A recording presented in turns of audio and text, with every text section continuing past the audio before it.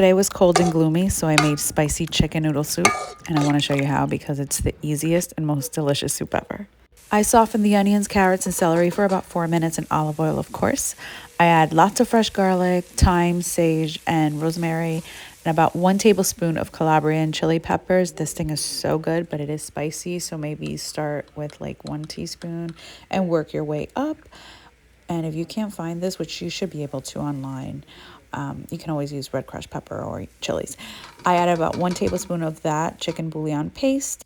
I also added turmeric powder for flavor and color, plus it's good for you. I always use dark meat for chicken soup. I had boneless chicken thighs. Once it came to a boil, I covered it and let it cook for 20 minutes. Once the 20 minutes were up, I shredded the chicken. You can use an electric mixer or 2 forks. I know zucchini and mushrooms don't go in chicken soup, but I love adding it. I also added 1 cup of pasta and cooked it until it was al dente. That took about 7 minutes.